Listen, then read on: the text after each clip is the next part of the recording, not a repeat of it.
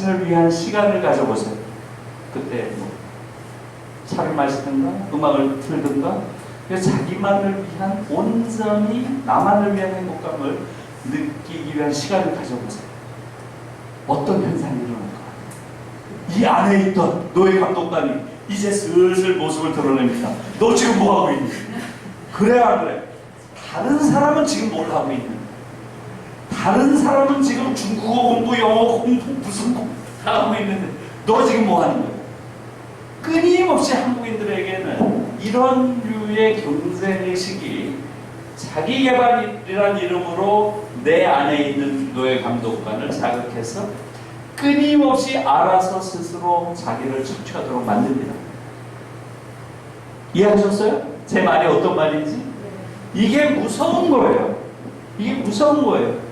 그런데 한국 사람들은 이 의식이 전혀 없어요. 지금 정말 놀라운 거예요. 여러분, 1968년에 68 혁명이라는 게 있었어요. 정말 중요한 혁명이에요. 이 68 혁명에 의해서 새로운 세계가 탄생했습니다. 오늘의 세계, 오늘의 전 세계는 68 혁명 이후에 탄생한 세계예요. 그런데 한국은 전 세계에서 유일하게, 주요 국가 중에서 유일하게 68 혁명을 겪지 않은 나라, 완전히 예외적인 국가예요. 그래서 한국만, 전 세계는 다 68 혁명 이후의 세계를 살고 있는데 한국인만 68 혁명 이전의 세계에 살고 있어요. 그래서 저는 한국 사회는 프리-68 서사이어티, 68 이전의 세계에 살고 있는 유일한 주요 국가라고 제가 이야기합니다. 이 부분 여러분들이 공부를 해야 해요. 어쩔 수가 없어요. 68 혁명이 도대체 뭔지, 그리고 왜 우리한테 그게 없었는지 굉장히 중요한 거예요. 지금 여러분들 벌어지고 있는 모든 사태는 거기서 연원하는 거예요. 미투 운동, 페미니즘 운동, 박원순 현상, 안희정 현상, 오거돈. 이게 뭐예요? 그냥 온 게 아니에요. 그 사람 개인의 일탈이 전혀 아니에요. 그 세대 전체의 실패, 한국 사회 전체의 문화적 실패를 보여주는 거예요. 한국인들 전체가 아직도 성인이 못 됐다는 거예요. 한국인들은 완전히 어른 아이예요. 지금 성혁명을 겪지 않았어요. 성에 대한 올바른 인식이 뭔지 아무도 몰라요. 성인들이라고 해도 올바로 내가 성과 관련한다는 게 뭔지 이걸 몰라요. 그런 상태에서 절대적인 권력이 딱 주어지면 어린 시절에 유예된 사춘기가 돌아오는 거예요. 제가 보기에 네? 그게 박원순이든 안희정이든 오거돈이든 이런 자들이 그런 절대 권력을 가졌을 때 유예된 사춘기가 다시 돌아오면서 그 상처가 그대로 남아있는 거죠.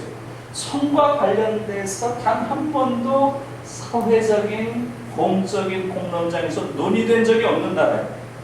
안희정이 벌어져도 아무런 이야기 없고 그냥 안희정이를 형무소에 집어넣었다. 그것도 발전이죠. 이전에는 그것도 못했으니까. 그래요 안 그래요? 그러나 그건 가장 기본적인 발전이죠. 왜 그런 형식이 생겼는지 여기에 대한 사회적 논의가 아직도 없는 나라예요.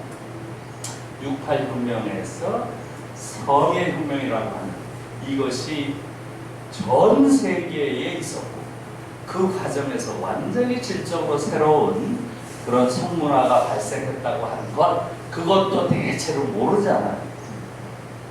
유럽에서는 68년에 이런 일이 있었어요. 독일에서는 많은 젊은 아이들, 대체로 20, 30명이 모여가지고 딱 선언을 합니다. 오늘부터 우리가 꼬뮨 생활을 시작한다. 꼬뮨이라고 해서 꼬뮨이라는 게 공동체죠. 이때 꼬뮨은 다 성공동체예요. 성공동체. 오늘부터 우리는 꼬뮨 생활을 시작한다. 즉 우리는 성을 공유하는 그런 공동체 생활을 시작합니다. 지금까지 인류의 역사라고 하는 것은 모노감이라고 하는 아주 기만적인 그러한 결혼 형태, 네? 남녀 사이의 결합 형태를 통해서 이루어져 왔고, 이 모노감이라고 하는 것은 기본적으로 자본주의라고 하는 사적 재산을 끊임없이 계승하기 위한, 말하자면 부르주아들의 타락한 결합 형태다. 딱 이렇게 선언을 해요. 그리고 성공동체에 들어가는 거예요. 그러면서 뭐라고 선언을 해요? 인류가 정말 가장 이상적인 그러한 유토피아에 도달하기 위해서는 재산을 공유하기 이전에 성을 공유해야 한다. 이게 우리의 신념에 탁 들어가는 거예요. 기자회견을 해. 쫙! 그래서 그게 퀄리넷을 먼저 퀄리넷. 쫙 그러고 나서 성 공동체들이 쫙 생겨나요. 에? 각 도시마다 이게 20여 개가 생긴 거예요. 또 그래서. 그러니까 얘들이 이 성 공동체를 딱 이야기할 때는 프리섹스를 하자라는 수준이 아니에요. 수준 자체가. 인류가 이룩할 수 있는 가장 이상적인 사회 형태, 인간의 결합 형태, 그게 뭐냐라고 하는 근본적인 질문들을 던지는 거예요. 좀 이해를 하셨어요? 다시 말하면 우리가 지금 가지고 있는 일부일처제라고 하는 모노가미가 일부일처제죠. 그런 것은 사실은 자본주의라고 하는 그런 사적 재산을 계속 계승시키기 위한 사회적 질서라고 보는 거죠. 그러니까 이것이 옳다 그르다를 제가 얘기하는 게 아니에요. 애들이 지금 주장했던 그것은 많은 문제가 있어요. 물론. 그러나 이러한 문제 제기를 통해서 성과 관련해서 굉장히 다른 수준의 접근에 이미 이른 거예요. 얘들은. 그래서 예를 들어서 유럽 같은 경우는 어떻게 돼요? 지금 대학생들이 학교에 들어간다, 기숙사 들어간다, 남자 기숙사, 여자 기숙사를 나눈다. 상상할 수 없는 거죠. 어떻게 그걸 나눠요? 네? 그러니까 다 같이 사용을 하는 거예요. 한 집에 들어가면 방이 한 6개 있고 공동으로 이제 취사를 하게 돼 있죠. 응접실 같이 쓰고. 그럼 3명은 여학생, 3명은 남학생 그냥 이렇게 쓰는 거지. 그러나 그 안에서 성적인 폭력이 있다거나 뭐예요? 희롱을 한다거나 추행을 한다거나 일종의 범죄들이죠. 상상할 수 없는 애들은 굉장히 엄격합니다. 우리 정도가 아닙니다. 이것은 반사회적 행동으로 가중 처벌합니다. 네? 그 대신 성적인 자기결정권, 이것은 존중하는 거예요. 이 성이라는 게 얼마나 중요한 거예요. 그러니까 아주 어린 나이부터 아이들이 성을 인식하는 그 과정에서부터 아주 좋은 성교육, 초등학교 3학년부터 성교육을 시작합니다. 초등학교 3학년 때부터. 그리고 이 아이들이 성장하면서 성을 깨우칠 때 그 성을 악하다고 절대로 이야기하면 안 된다는 게 성교육이 가장 중요한 거예요. 그러니까 독일 아이들 같은 경우는 대체로 15세, 16세 전후에서 성관계를 갖는 게 전혀 이상하지 않습니다. 어디서 가져요? 집에서. 한 16세 정도 되면 대체로 여자아이가 남자친구를 집에 데려옵니다. 그럼 어떻게 해요? 부모들이 나가요. 밖으로 나가요. 그 아이를 자유롭게 있을 수 있게. 그 대신 당연히 성이라고 하는 것은 생명과 관계된 것입니다. 한 인간의 가장 내밀한 인권과 관련된 것이니까 거기에 대해서는 인간에 대한 예의가 얼마나 중요한 것인지 그것을 굉장히 강조해서 가르쳐요. 그러니까 성에 대해서 말하자면 억압하지 않으면서 그것을 합리적으로 말하자면 허용하면서도 그것이 사회 문제가 되지 않는 방식으로 그렇게 가르칩니다. 그러니까 우리랑은 너무나 다른 거죠. 나 우리 아이들이 너무너무 불쌍해. 이렇게 아까 끔찍한 이런 학업의 억압, 학교 안에서는 아이들을 너무너무 경쟁을 시켜놔가지고 그 안에서도 경쟁을 하고 거기서 조금 밀리거나 한 아이들은 그렇게 열등감을 느끼게 그런 말하자면 사회적 폭력을 가하고 그 다음에 성적이 나와. 성은 전혀 없는 것처럼 이렇게 해놓으니까 거기에 대한 반발이 바로 엠번방으로 나타난다고 좀 봐요. 그러니까 학교 안에서 그렇게 존중받지 못하는 아이들, 이 성도 억압받는 그런 아이들이 이중적 성모랄 안에서 어떻게 보면 어른 세계를 향한 거대한 분노, 어른 세계의 이중성에 대한 분노, 이게 굉장히 아주 흥미로운 거예요. 그 젊은 아이들이 그런 걸 만들고 그걸 이용한 자들은 어른들 안에 수십만이 되는 거 아니에요 지금. 그 누군지 모르지만 그렇잖아. 그러니까 이런 현상 자체가 한국 사회가 얼마나 전도된 아주 그런 사회인지 보여주는 거죠. 아무튼 그래서 지금 성교육으로 또 옆으로 조금 빠졌는데요. 성교육이라고 하는 것, 이것은 너무너무 중요한 교육인 거예요. 독일에서는 성교육을 가장 중요한 정치교육이라고 불러요. 성교육이 가장 중요한 정치교육이라는 거예요. 이해할 수 있겠어요, 여러분? 안 되죠, 이해가 잘. 성교육이랑 정치교육이랑 무슨 상관이 있지? 이러잖아요? 예. 그 이야기를 조금 드리고 벌써, 이거 봐야 되는데, 서로 너무 이러네. 이게 어디죠? 조금. 이게 없어요? 없어요. 한번 해보세요. 이런 걸 다 해야 되는. 좀 또 하나 더 가보고. 이거 하나하나 다 중요한 것들인데 사실은 가보세요. 그냥 하나 더 가보세요. 그냥 놔두세요. 됐어요. 못 찾겠네. 테오도르 아도르노라는 사람이 굉장히 중요한 사람이에요. 그 사람의 사상이 68혁명 이후에 새로운 독일을 만든 거예요. 68혁명 이후. 그러니까 그 얘기 또 긴 얘기가 되는데 딱 거기만 제안해서 말씀드립니다. 이 양반이 한 중요한 이야기가 바로 민주주의의 최대적은 무엇이다 이렇게 얘기를 했어요. 민주주의의 최대적 뭐겠어요? 민주주의의 가장 큰 적이 뭐겠어요? 네. 뭐가 떠올라요? 뭐가 가장 큰 적일까요? 네? 독재자, 파쇼 정부, 그죠? 네. 그런 걸 떠올리잖아요 일반적으로. 아도르는 뭐라 그랬냐면 민주주의의 최대적은 약한 자라고 했어요. 약한 자. 정말 중요한 말. 저는 그 말을 보고서 충격을 받았어요. 왜냐하면 제가 계속 고민을 했거든요. 왜 한국 민주주의가 이렇게 안 될까? 한국 민주주의가 안 되잖아요. 네? 4.19는 5.16에 의해서 무너지고 5.18은 전두환에 의해서 무너지고 그 다음에 60은 노태우에 의해서 무너지고 심지어 촛불혁명조차도 조현천이라고 하는 기무사령관에 의해서 무너질 뻔했죠. 그러니까 완전히 쿠데타 기획을 완전히 해놓은 거 아니에요. 왜 한국 민주주의 이렇게 안 될까? 이런 생각을 많이 했는데요. 왜 안 될까요? 바로 약한 자. 약한 자. 그래서 제가 그걸 보고서 한국 민주주의의 이런 끊임없는 민주혁명이 벌어졌다가 끊임없이 군사 독재에 의해서 군사 독재의 야만으로 다시 물러떨어지는 이걸 반복적으로 해온 거예요. 한국 현대사라고 하는 것은.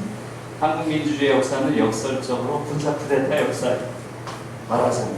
왜 그렇게 됐느냐. 여기에 대해서 제가 쓴 게 민주주의자 없는 민주주의라는 제목의 칼럼을 제가 쓴 적이 있어요. 그게 제 답이에요. 우리가 민주주의자가 아닌데 어떻게 민주주의를 해? 그렇잖아요. 민주주의는 단순한 제도의 문제가 아니거든요. 제가 쓴 그 표현이네요. 타인을 배려하고 존중하며 약자와 공감하고 연대하며 부당함에 저항하는 자. 그게 민주주의. 네?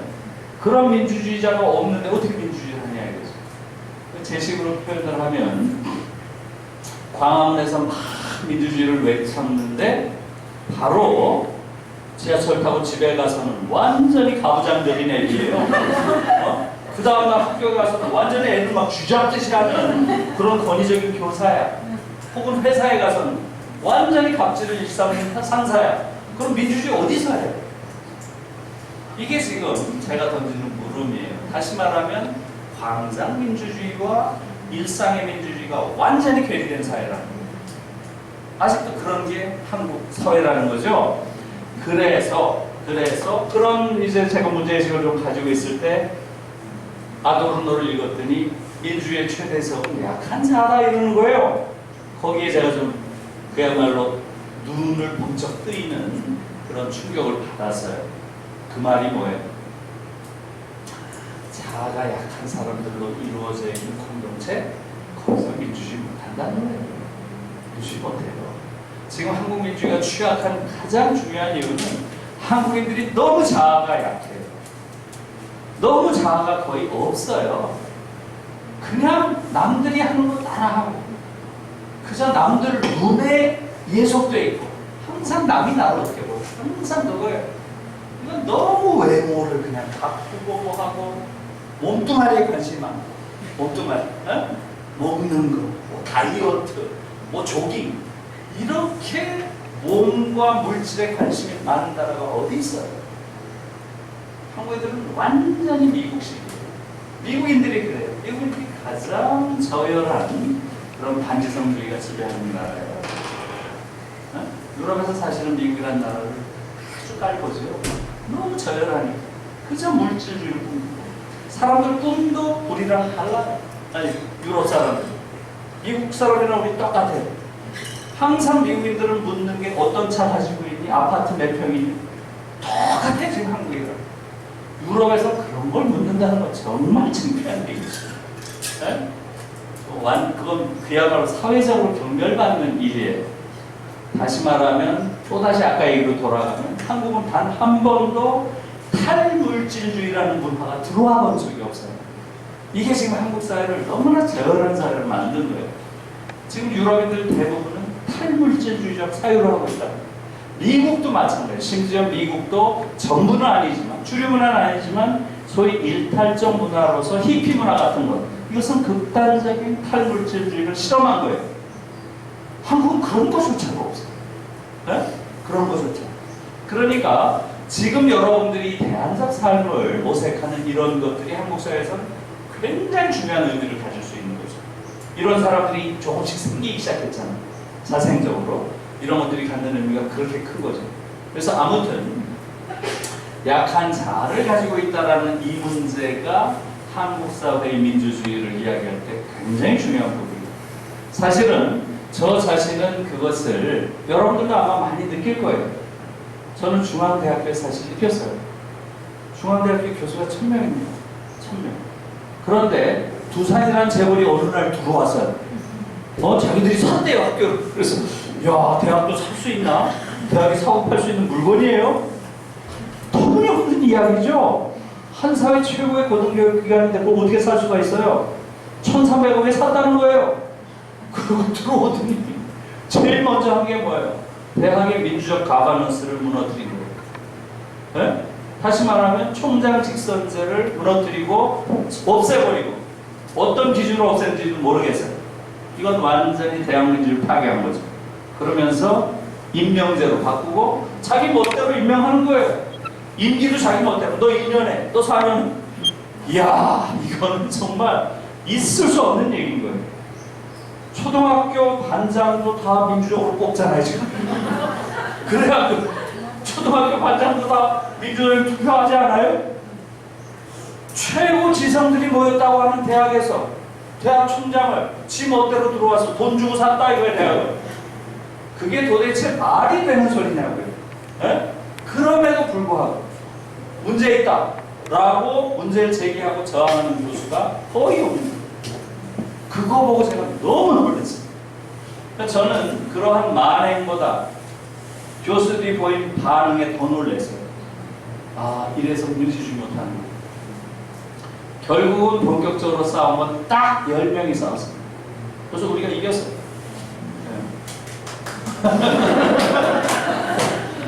아무튼 지금 그런 약한 자라는 게 민주주의 하기 어렵다는 무슨 말씀인지 아시겠죠? 자, 그러면 아주 단단한 민주주의를 우리가 가지려면 어떻게 해야 돼요? 이제 강한 자아를 길러줘야 되겠죠? 그러니까 어떤 문제가 돼요? 가장 중요한 민주주의는 바로 교육의 문제가 됩니다. 교육. 그렇죠? 학교가 가장 중요한 민주주의의 산실이 될 수밖에 없는 거예요. 그래서 민주교육이 그렇게 중요한 거죠. 그러면 자, 학교에서 어떻게 길러야 돼요? 강한 자아. 이런 문제가 생기죠. 강한 자아를 기른다? 그게 뭔가? 이런 문제가 되는 거예요. 어떻게 하면 되겠어요, 여러분? 강한 자아. 이렇게 되니까 민주주의의 문제가 자아의 문제가 되죠. 즉, 심리학적 문제가 돼요. 그러면 자아가 뭐냐? 이렇게 되는 거잖아. 자아가 뭐냐?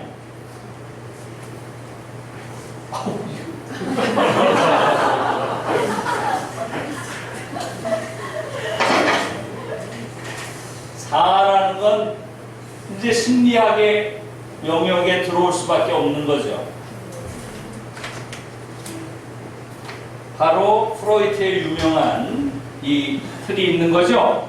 에고라고 하는 게 뭐냐? 에고라고 하는 건 역시 슈퍼에고와 리비도 사이에 있는 존재잖아요. 그렇죠? 그런데 이 에고라고 하는 것은 리비도라고 하는 생물학적인 혹은 본능적인 이런 충동이죠. 그러니까 인간이 일정한 나이가 되면, 우리가 생물학적 존재니까 일정한 나이가 되면 그런 본능적 충동을 느끼고 생물학적 본능을 감지하게 되는 거예요. 바로 이때 에고가 생기는 거죠. 에고는 이때 생기는 거예요. 그런데 아마 이거야 뭐 우리가 다 많이 느끼겠지만 이 부분을 아주 아름답게 표현한 게 바로 헤르만 헤세의 데미안이죠. 아마 데미안을 생각해 보시면 싱클레어가 그렇게 표현을 해요. 항상 악의 세계라고 하는 건 크로모라고 하는 동네 깡패, 아 저게 악이구나 라고 외적인 악의 세계를 느끼는데, 어느 순간 보니까 악이 자기 안에 있다는 걸 느끼는 거예요. 악이 내 안에 있구나. 어떻게 내 안에 이런 악이 생겼을까? 이렇게 느끼는 거예요.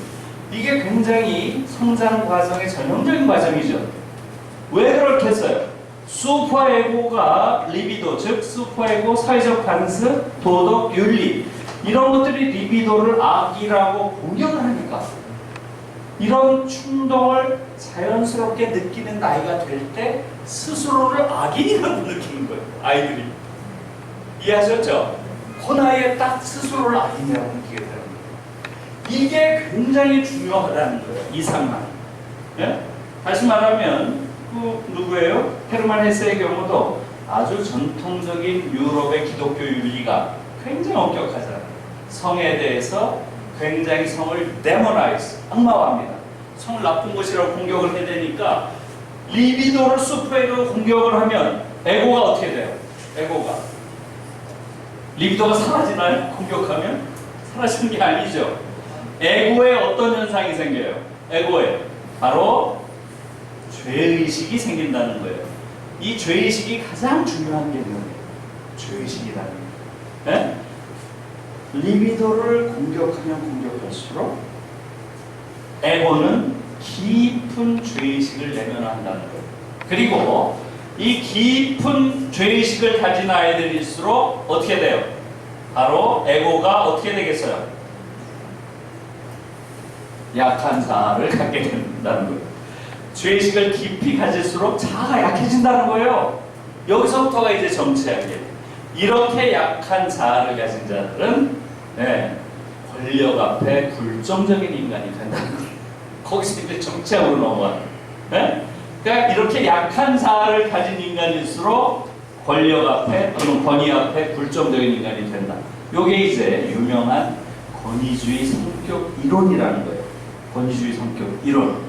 그래서 이것은 아마 여러분들이 관심을 가지고 한번 읽어볼 가치가 있는데요. 우리나라에는 이 이론을 많이 소개한 게 에릭 프롬이에요. 에릭 프롬. 자유로부터의 도피, 사랑의 기술, 존재냐 소유냐 삶이냐 다 좋은 책들이죠. 그런데 기본적으로 바탕에 깔려있는 건 바로 권위주의적 성격 이론이에요. 근데 이제 에릭 프롬은 본격적인 사회심리학자니까 이것을 조금 권위주의적 성격 이론이라는 말로도 쓰지만 일반적으로는 세도메소키스틱 성격이라고 해요. 세도메소키스틱. 사도 혹은 세도메소키스틱. 세디즘과 메소키즘이 섞여 있는 거예요. 이 권위주의적 성격 이론은. 그래서 가학 피학적 성격이라고도 하고 그냥 영어로 세도메소키스틱 성격이라고도 하고 권위주의적 성격이라고도 해요. 한국인들의 전형적인 성격이 이 성격입니다.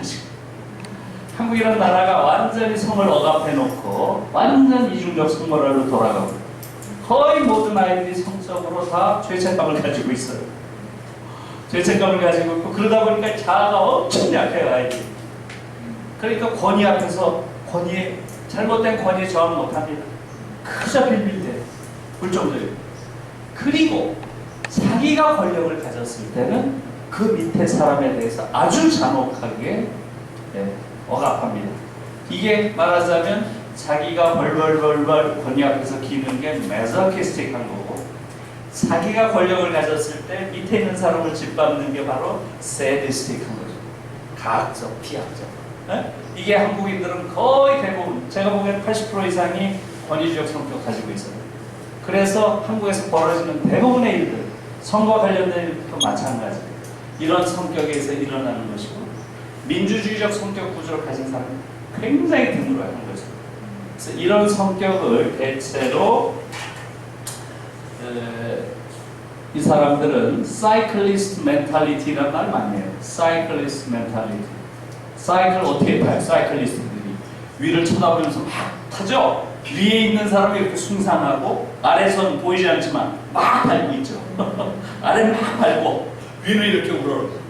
그래서 이걸 사이클리스트 멘탈리티라고 해요. 이게 권위주의적 성격 이론인데요. 지금 한국인들의 아주 다수가 권위주의적 성격을 가지고 있어요. 그렇기 때문에 민주주의가 안 되는 겁니다. 일상에서. 예? 그래서 결국은 이 약한 자를 강한 자로 만들기 위해서는 어떻게 해야 돼요? 바로 역으로 어떻게 해야 돼요? 아이들에게 절대로 죄의식을 키우면 안 된다는 거예요. 성교육의 핵심 목적은 피임을 잘하게 하는 게 아니에요. 그것도 한 부분이죠. 피임도 중요하니까. 얘들은 계속 생명과 인권에 대한 감각, 이걸 중시하니까 피임도 중요하죠. 그러나 사실 더 중요한 것은 죄의식이에요. 절대 아이들에게 죄의식을 심어주고 죄의식을 키워주면 안 된다는 거예요.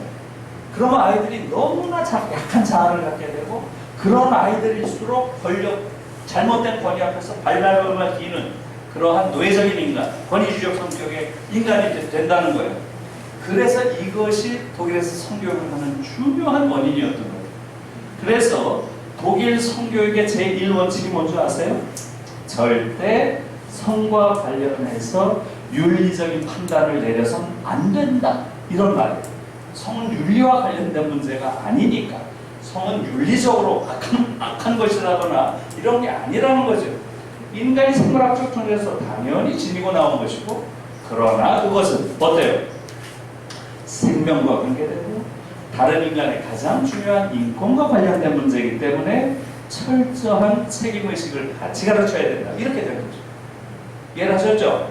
그래서 성교육을 그렇게 중시하는 거예요, 독일 아이들은. 그래서 여러분 생각을 해보세요. 한번 독일 아이들에게 여러분이 한번 물어보세요. 독일 아이들에게 성과 관련해서 죄책감 가진 아이가 있을지 없을지. 독일은 제로입니다. 정말 한 명도 없어요. 성을 그런 무슨 윤리적인 문제로 보질 않으니까. 이것은 한 인간으로서 가져야 될 어떤 태도, 품성의 문제인 것이 윤리적인 문제로 보질 않아요. 그러니까 부모들도 마찬가지고, 아이들이 그런 욕망이 있을 때 그런 욕망을 어떻게 하면 성숙한 방식으로 그런 욕망을 처리할 것인지, 이걸 가르치는 거예요. 그래서 저도 마찬가지예요. 한국 남성들이 해야 될 것은 뭐예요? 저는 나이가 들었어도 어떤 다른 인간을 사랑하는 능력, 그건 고귀한 능력이고 좋은 능력이에요. 그러니까 착취하지 말고 연애하라 이거예요. 연애하면 되잖아요. 누군가 사랑하면 자기 책임하에 연애를 하면 되는 거예요. 그래서 사실은 제 박사과정 학생이 독일 총리랑 결혼했어요. 재작년에. 네? 김소영이라고 지금 제 밑에서 박사논문 쓰던 친구가, 제가 박사과정생을 하나 잃어버렸어요. 결혼하는 통에. 네? 그래서 게라르트 슈레더라고 하는 독일의 3인당에 연임을 했던 아주 굉장히 훌륭한 총리인데 5번째 부인이 된 거예요. 5번째. 네? 4번 결혼했어요. 슈레더가. 우리는 사실은 그러면 약간 웃지만, 제가 재작년에 독일에서도 한번 결혼을 하고 하얏트에 와서 또 했어요. 그래서 저도 가서 봤어요. 봤는데 정말 감동을 받았어요. 슈레더가 둘이 나이 차이가 28이 더해요. 슈레더가 이 김소영한테 연설을 2쪽짜리 장문의 연설을 써와가지고 읽는 거예요. 결혼식장에서. 자기가 어떤 순간에 사랑에 빠졌고 자기의 사랑이 얼마나 진실한 사랑인지 그걸 쭉 읽는 거예요. 거기서 모였던 사람이 다 감동받았어요. 아, 정말 저건 아름다운 사랑이다. 네? 그럼 결혼을 한 거죠. 5번째 결혼을 그렇게 한 거란 말이에요. 그게 우리랑 좀 다른 거죠. 사실은 사랑이라는 건 얼마든지 사랑할 수 있죠. 한 사람만 영원히 사랑할 수는 없잖아요. 그러나 책임져. 책임을 지고 연애를 하라는 거죠. 착취를 해서는 안 된다는 거예요. 지금 한국은 전 세계에서 제가 보기에는 가장 이중적인 성모라를 가지고 있어요. 한국에서 공식적인 성모라는 너무나 엄격합니다. 엄숙주의가, 성적 엄숙주의가 지배한, 이렇게 엄숙한 성윤리가 지배한 나라 없어요. 그런데 일상에서는 온 천지에서 성이 거래되고 온 천지에서 성이 착취돼요. 보이지 않는 곳에서. 권력 관계가 있는 곳에선 예외 없이 성이 착취됩니다. 어디서? 그 중에 일부가 드러나는 거예요, 지금. 일부가. 박원순 사태가 보여주는 것은 놀라운 것이죠. 박원순이라는 인물은 어떤 인물이에요? 어떻게 보면 한국 사회의 민주화 전 과정을 상징하는, 집약하고 있는 인물이라고 할 수 있죠. 그가 가지고 있었던 그러한 뭐라 할까요? 시민운동에 대한 헌신, 그가 가지고 있었던 높은 도덕적 품성, 또 아주 구석구석에서 그가 보여줬던 그 시민운동 영역에서 또 시장으로서 보여줬던 그 아주 탁월한 아이디어들, 정말 시민으로서 저는 고맙다고 많이 생각을 했어요. 그럼에도 불구하고 박원순이라는 한 인간도 결국은 어른 아이에 불과했던 거죠. 한국의 모든 남성이 어른 아이이지, 스스로에 대해서 성과 관련해서 성숙한 의식을 가져본 적이 없는 거예요. 어떻게 그러겠어요? 교육도 못 받아봤는데. 그런 것들이 좀 우리가 가지고 있는 한계라는 걸 인식하고요. 그런 부분이 바뀌어야 되겠죠. 그래서 성교육이 굉장히 중요한 교육이고요. 그런데 문제는 뭐예요? 한국에 성교육 전문가가 없다는 거예요. 정말 놀라워. 그 정도로 취약한 나라가 이 나라예요. 그래서 제가 몇 번 가서 성교육 강연을 했어요. 어처구니 없는 일이죠. 정말 어처구니 없는 일이죠. 그래서 제가 거기 가서 알았어요. 저를 성교육 교사회에서 초청을 했어요. 그래서 아니 왜 저를 초청하셨냐. 성교육 교사회가 23년 됐더라고요. 교사들이 성교육 해야 되잖아요.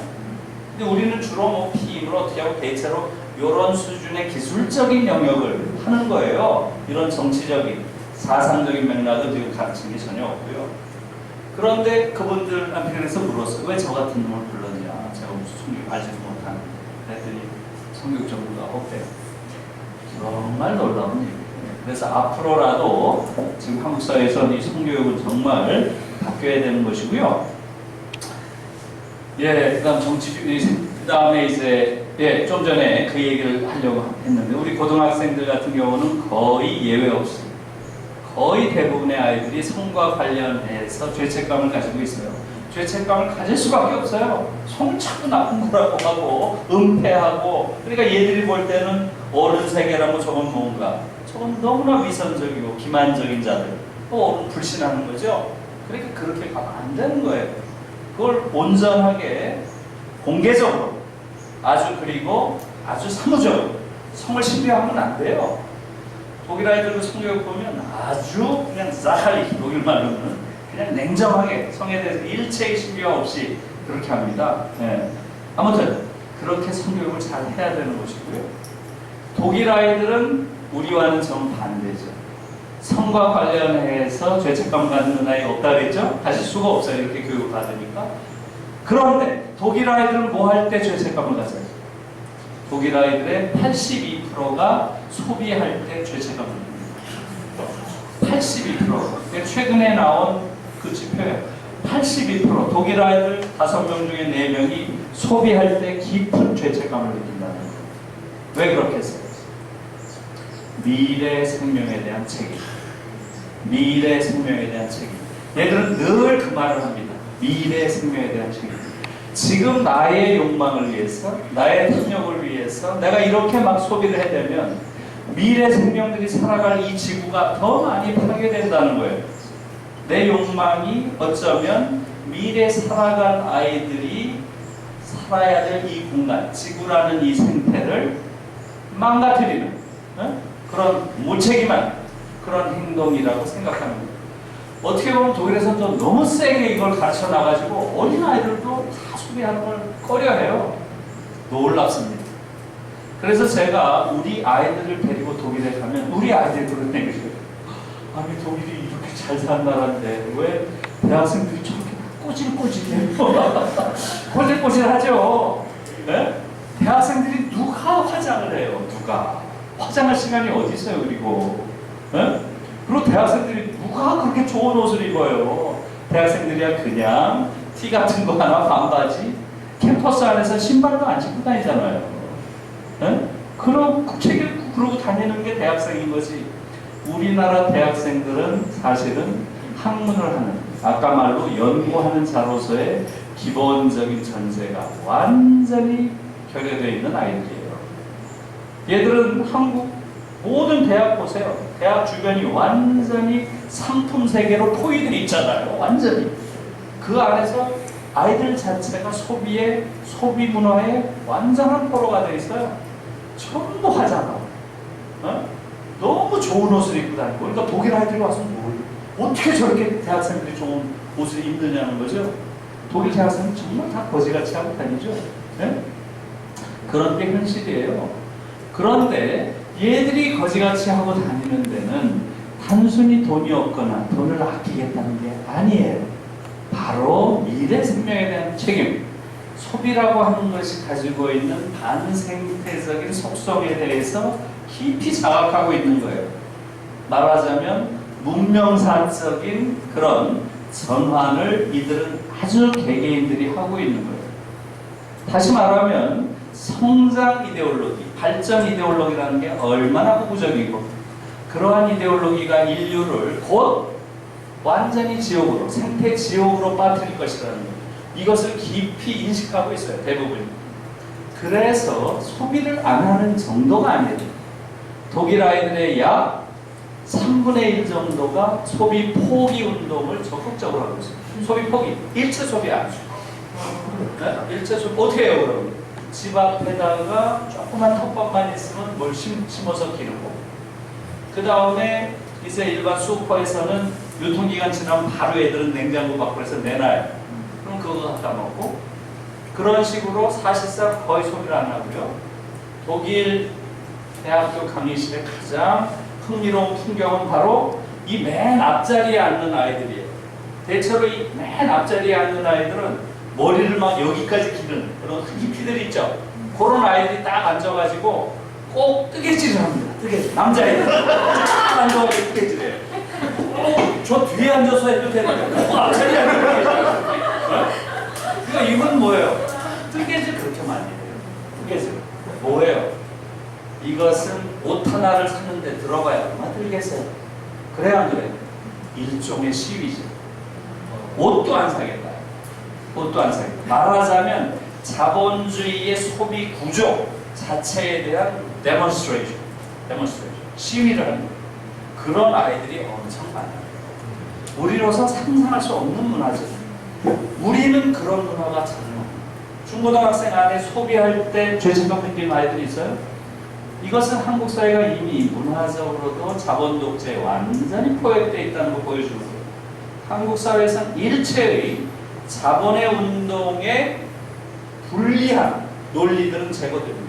없어요. 학자들도 마찬가지예요. 학자들도 다 자본의 논리에 복종하는 그런 이데올로기들이에요. 대학도. 이것이 지금 우리의 상황이고요. 이런 부분들에 대한 성찰이 필요합니다. 성찰. 특히 생태 문제와 관련해서는 지금 코로나가 우리에게 너무너무 큰 선물을 준 거예요. 코로나. 난 너무 고마워요. 이 코로나를 통해서 우리가 처음으로 우리가 이렇게 사는 삶이 뭔가 잘못됐나? 이런 생각을 시작한 거예요. 우리가 너무나 당연하다고 생각해온 것, 너무 심지어 견고하다고 생각해온 것, 어쩌면 영원하다고 생각한 것, 이게 지금 흔들리고 무너지고 있는 거예요. 이것은 유럽에서는 벌써 한 세기 전에 68 아이들부터 이야기 시작한 거예요. 지구 생태계 더 이상 오래 못 가. 이렇게 가서는. 지금 자본주의가 이렇게 무한히 자연을 수탈해서는 지구는 오래 못 간다라는 경고는 이미 오래됐어요. 지금 유럽에서는 22세기는 오지 않는다. 이게 상식으로 되어 있어요. 22세기는 오지 않는다. 그러니까 지금 살고 있는 인류가 마지막 인류다. The last measure. 이건 가장 많이 쓰이는 말이에요. The last measure. 마지막입니다. 네? 그러니까 아마도 저는 아닐 것 같아요. 저는 이제 많이 살아서 저는 그냥 조금 이따 가면 되는데 우리 손자뻘 되는 아이들, 예? 제 손자가 지금 독일에서 자라고 있어요. 뱃속에서 11월에 나오는데 걔가 아마 지금 문 닫고 나갈 애 같아요. 지금으로 봐서. 예? 지금 나오는 어린아이들은 더 이상 이 지구가 22세기 안 올 가능성이 훨씬 많다는 게 대체적으로 미래학자들의 아주 비관적인 전망이죠. 그게 지금의 상황인데 사실은 여러분들한테 제가 권하고 싶은 것은 22세기가 아니라 2050 거주불능 지구라는 책이 지지난주 한 3주 전에 나왔죠. 서평에도 소개를 했어요. 거주불능 지구 한번 찾아보세요. 그것은 2050이에요. 30년밖에 안 남았다는 거예요. 더 비관적이에요. 또 30년 이후에는 더 이상 인간이 지구에서 거주하는 게 불가능해진다는 거예요. 거긴 특히 물 부족이라는 걸 굉장히 치명적인 것으로 이야기를 하고 있어요. 그걸 한국 사람들이 많이 읽어야 돼요. 많이 읽어야 되고, 그리고 특히 많은 사람들이 이제는 생태적 관심을 경제적 관심, 사회적 관심 못지않게 가져야 됩니다. 한국인들처럼 이렇게 말하자면 경쟁지상주의, 성장지상주의에 아직도 빠져가지고 생태적인 문제에 대한 일말의 상상력도 결여하고 있는 이런 나라 없어요. 정말 끔찍해요 지금 한국은. 당연히 한국 정도의 나라면 녹색당이 의회에 한 30명 정도 들어가 앉아서 법안도 만들고 생태적인 문제를 제기도 하고 이렇게 해야 되는데 지금 뭐 전혀 지금 요번에 아마 0.몇 프로 얻었죠? 아무튼 지금 특히 여성들을 중심으로 해서 녹색당을 새롭게 결성하는 데 정말 관심을 가져야 된다고 보고요. 자, 이제 정말로 마지막으로 하나만 더 끝낼게요. 한번 쭉 가보실래? 올라간 아까 무슨 지표가 하나 있었는데 지표가 요거 됐어요. 요거 하나만 보고 끝낼게요. 아까 제가 한국이 경쟁이 심한 나라가 아니라 가장 심한 나라라고 했죠? 네. 이 지표를 한번 보세요. 17년에 KDI에서 이제 한 설문이에요. 한국, 미국, 중국, 일본. 그러니까 경쟁 교육이 제일 심하다고 하는 4대 4개의 나라를 물은 거예요, 지금. 네? 제일 심하다고. 그 나라에 물었어요. 1000명 대학생들한테 너에게 고등학교는 무엇이었니? 이렇게 물은 거예요. 그랬더니 우리 예상대로죠? 예상보다 더 끔찍한가요? 네. 사활을 건 전장, 거래하는 시장, 함께하는 광장, 이렇게 셋 중에 고르라고 했어요. 어때요? 80.8%, 약 81%의 한국 아이들이 전쟁터라고 따고 있어요. 전쟁터. 우리 예상대로죠. 중국과 미국이 우리의 절반밖에 안 돼요. 전쟁터라고 하는 40%. 네? 놀라운 건 뭐예요? 일본이에요. 일본이 14%밖에 안 돼요. 그리고 약 76%가 광장이라고 답을 하고 있어요. 우리는 광장이라고 답하는 게 13%죠. 우리랑 거의 역대칭 되고 있죠. 일본이. 그래서 제가 일본 관련된 사람들한테 많이 물었어요. 다 이게 맞대요. 일본을 경쟁 안 시킨다는 거죠. 그리고 고등학교 시절을 대체로 서로 함께하고 연대하는, 그리고 친구들 사이에 우정을 키우는 곳으로 본다는 거예요. 놀랍죠? 우리는 막연히 우리랑 비슷하게 생각했잖아요. 아니라는 거예요. 이미 이것을 오래전에 바꿨다는 거예요. 그래서 제가 물었어요. 그럼 일본과 우리의 차이가 뭐냐? 그랬더니 그 친구가 이렇게 답을 하는데 인상적이었어요. 한국은 고등학교 때 경쟁하는데 일본 아이들은 축구합니다. 축구를 한대, 축구. 펄수.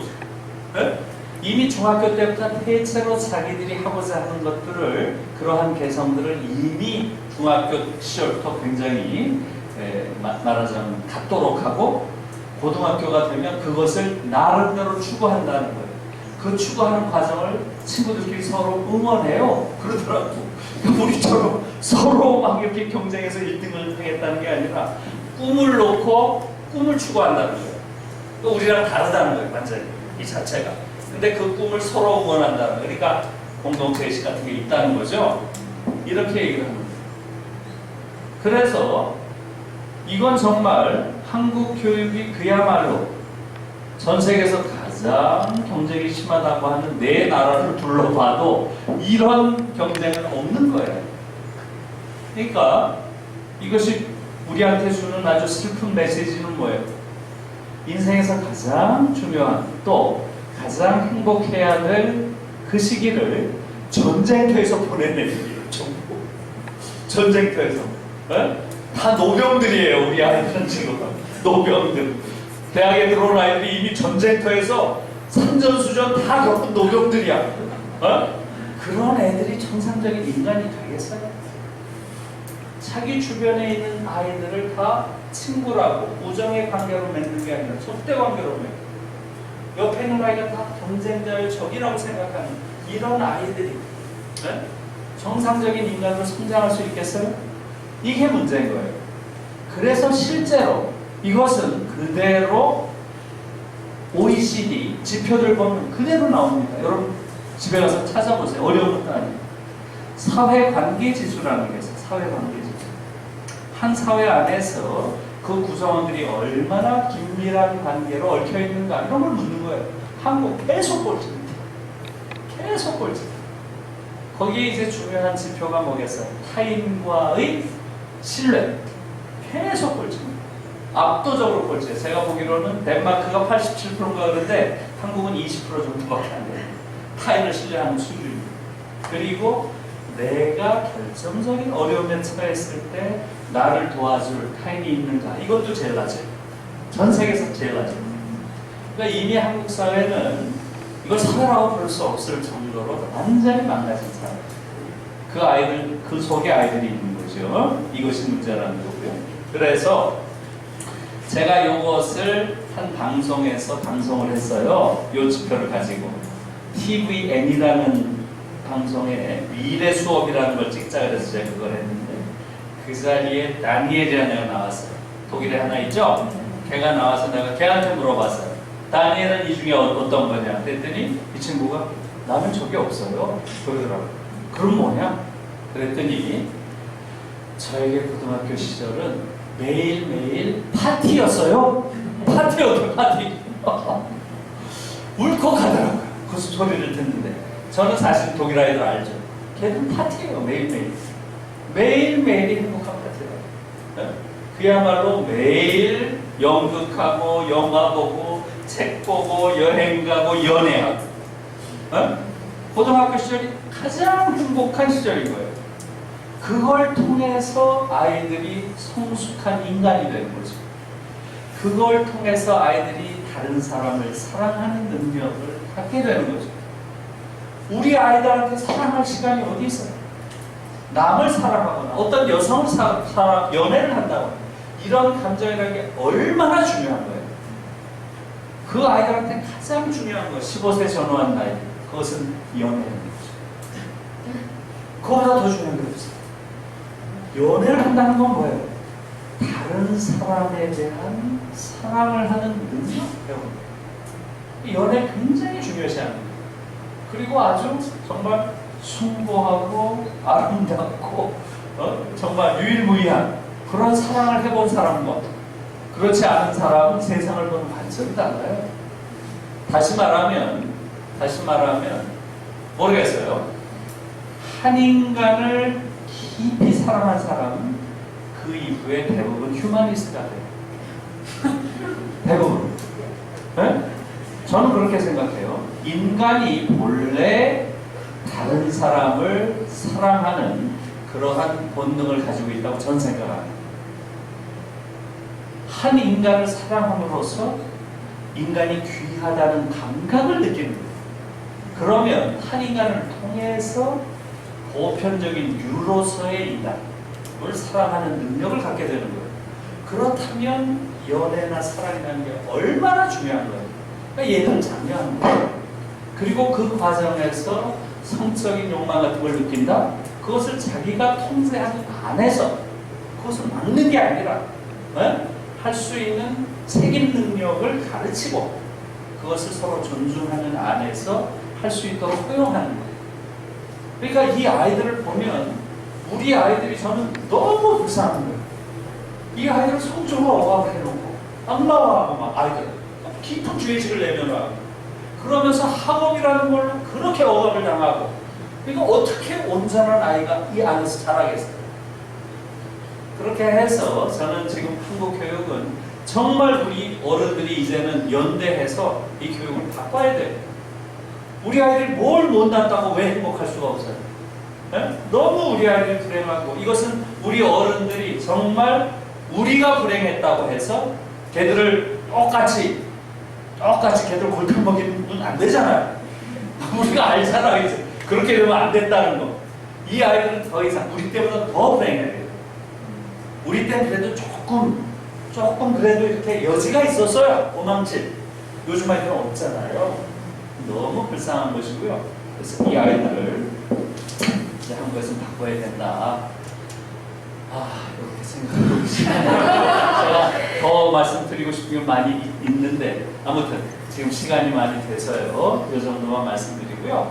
그래서 제일 마지막으로 제가 정세균 총리 그건 여러분 한번 보시고요. 맨 마지막에 제가 한 말은 이거예요. 그러면 어떻게 하자는 거냐. 아까 그 네 가지를 내가 지금 하나하나 얘기를 자세히 드려야 되는데 하나도 못했죠. 아무튼 할 수 없죠. 하나하나 좀 말씀드려야 되는데 그건 못했고 그건 아무튼 그런 걸 좀 보시고요. 거기서는 제가 맨 마지막에 한 말씀은 이거예요. 인류의 역사라고 하는 것은 다 해방의 역사예요. 그리고 모든 해방은 다 자기 해방입니다. 여성 해방 누가 했어요? 남성 해준 거 아니에요? 여성이 한 거예요. 흑인 해방 누가 했어요? 흑인이 한 거예요. 학생 해방 누가 해요? 학생이 한 거예요. 유럽에서 유일하게 학벌 체제가 있는 나라가 프랑스였어요. 그 정점에 있는 학교가 소르본입니다. 소르본 대학. 이 소르본 대학을 때려엎은 게 바로 고등학생들입니다. 68년 여름을 완전히 파리 시대를 휩쓴 건 고등학생들의 데모입니다. 우리는 공부하는 기계가 아니다. 우리도 존엄한 인간이다. 얘들이 몇 개월을 휩쓸면서 파리 소르본 대학을 해체했습니다. 소르본 대학이 1, 2, 4대학으로 해체됐어요. 그래서 지금 1대학부터 10대학까지 있죠, 파리에. 그렇게 되면서 소위 엘리트 대학 체제를 학생들이 없애버린 거예요. 지금은 행복한 아이들이 됐습니다. 더 이상 엘리트 대학에 가려고 경쟁하지 않습니다. 한국도 똑같아요. 결국은 고등학생들이 광화문을 뒤덮어야 된다. 그러면 교육개혁할 수 있다. 어른들을 믿지 말까? 믿을 놈 없다. 어른들은 관심이 없다. 여러분들 노예 상태 있건 말건. 네? 여러분들 통제하는 데만 관심이 있으니 여러분들 스스로 해방해야 됩니다. 그리고 뜻있는 어른들은 그 아이들을 지지하고 응원하고 도와야 한다. 이렇게 했어요. 일부러 그렇게 했어요. 왜? 총리가 있고 장관이 있는 그 앞에서 그 얘기를 제가 해주고 싶었어요. 아이들한테. 이런 공식적인 자리에서 어떤 교수가 그러더라. 우리들이 광화문을 점거하면 해방이 된다고. 그래요. 그 얘기를 저는 많이 서로들 하길 바랬어요. 그래서 지금 제가 알기로는 상당히 조직이 되고 있다고 듣고 있어요. 아이들이 조직을 하고 있다는 거. 네. 그래서 그런 일들이 앞으로 벌어지게 되면 우리가 다 여기 있는 모든 분들이 광화문에서 같이 만나기를 고대합니다. 고맙습니다.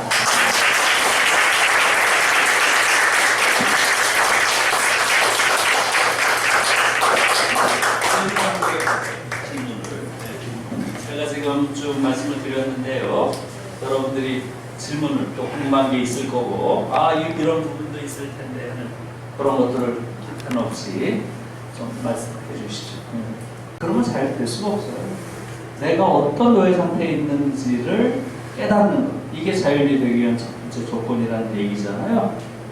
그런 부분이 필요하다고 생각하고요. 그래서 지금 말씀대로 교사들이 과연 새로운 교육을 열어갈 수 있을까, 그런 부분들은 앞으로 이제 큰 고민이고요.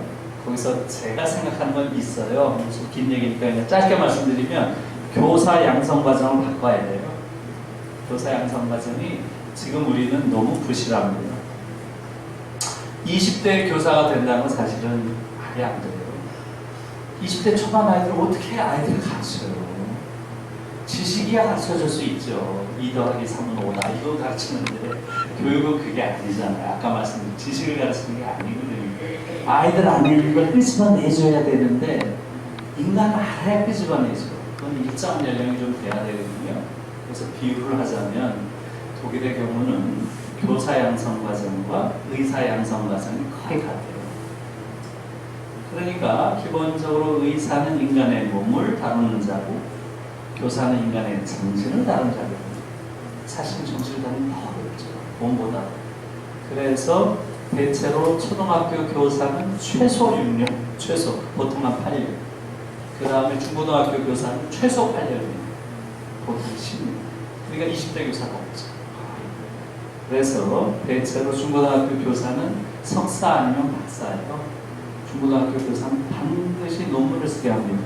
이 논문을 박사 논문으로 확장해서 쓴 사람은 중고등학교 교사 박사들이 많습니다. 그러니까 쉽게 말하면 중고등학교 교사는 우리 식으로 하면 대학 교수 수준이 많고요. 그러니까 교사들 자체가 상당한 수준에 있어요. 그게 굉장히 중요한 거예요. 그래서 우리도 저는 이제 교육개혁이 본격화되면 교사들의 양성 과정 자체를 높여놓고요. 그 다음에 교사에 대한 처우를 대체로 독일에선 평균 임금의 2배로 못 박아놨어요. 평균 임금의 2배. 굉장히 높은. 그렇게 높은 처우를 하고 그 대신 말하자면 양성 과정을 굉장히 철저하게 하고요. 그리고 교사에게는 완전히 절대적인 자유를 부여합니다. 절대적인 자유. 절대적이라는 말이 무서운 말이잖아요. 그래서 고등학교 시험을 볼 때 그 시험을 교사가 냅니다. 대학 들어가는 시험.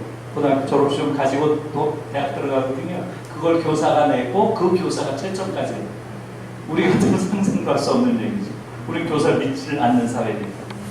교사에게 완전한 권한을 주고 교사가 아주 당당할 뿐만 아니라 학교라는 것은 가장 중요한 원형적 민주주의의 공간이라고 봐요. 거기서 민주주의를 배워야 됩니다, 아이들이.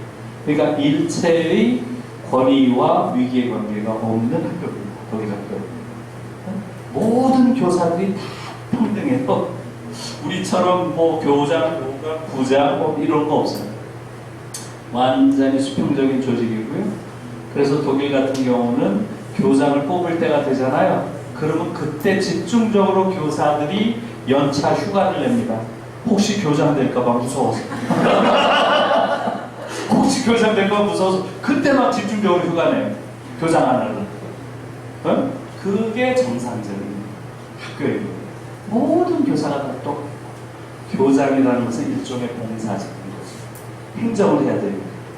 교사를 하겠다는 사람들은 다 아이들 가르치고 싶어서 교사를 하는 거지 누가 행정하고 싶어서요? 그러니까 교장은 높은 사람이 아닌 거예요. 봉사하는 사람이지. 완전히 평등한 공동체. 그걸 아이들이 배우는 거죠. 그러면서 민주주의를 체험하는 거예요. 지금 한국은 전혀 그렇지 않죠. 여전히 학교가 일제가 만들어 놓은 이런 권위주의적 구조가 그대로 살아있고요. 일본이 만든 한국 학교는 어떤 학교예요? 이것은 준군사 조직입니다. 일본 아이들은 한국 아이들을 바로 군대 또는 전쟁터에 쳐넣으려고 완전 군대 조직으로 만들고 그 원리는 명령과 복종 체계예요. 군대랑 똑같아요. 그게 지금도 남아있어요. 그러니까 그 안에서 아이들이 어떻게 민주주의 배우게 됐어요. 그런 것들이 지금 한국 교육의 문제고요.